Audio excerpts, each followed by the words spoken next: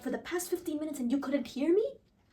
Mom, I have been doing my homework with my AirPods on, so I couldn't hear you. But it's just AirPods. Why couldn't you hear me? So she is right. Why could I not hear her? So, this noise cancellation technology has become an essential tool for modern life by providing a way to control our auditory environment. They minimize distractions, enhance our focus, improve audio clarity, protect your hearing, help individuals with sensory sensitivities, and so much more. But how does this magic work exactly? Let's look at it. So, we know that sound is basically just vibrations, and these vibrations can be depicted through waves. But why waves exactly? So these waves, basically just vibrations, are created by the particles in the air that move and compress. One particle moves around as a result of being moved around by another particle. Basically, like the dominoes you play with your friends or siblings. So, when you analyze this wave, you will notice peaks, which are basically where all particles in the air are compressed together. In other words, a particles only mosh pit. And these are troughs where there are no particles partying, in other words, where the particles are spread out normally in the air. Again, why does this really matter? Now, this whole thing circles back to your math class, unfortunately or fortunately. These waves have frequencies, which is the number of wave cycles that pass through a fixed time. And these waves also have amplitude, which is basically the height of the wave.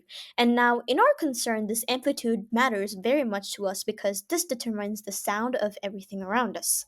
So, sounds with lower frequencies have lower volume as shown on your left, and sounds with higher frequencies have higher volumes as shown in your right. And now, this is where the magic happens. So, when two waves or equal frequencies add up, they make a new third wave with the higher amplitude. In other words, volume increases. And now in physics, this is called constructive interference. So we also know that the word constructive has an antonym. So yes, that's called destructive interference. So, when two sound waves of opposite frequencies come together, they essentially, quote unquote, cancel out and resulting in no And volume. now in physics, this is called destructive interference. And this is what all those noise cancellation headphones and AirPods do. They listen to your environment and then produce a sound wave that is opposite to your environment, giving you your own quiet world. Now you've learned both wave interference and noise cancellation technology in a nutshell. Other inventions that use this technology include blocking aircraft noises in architecture, in ultrasounds, in music, and so much more.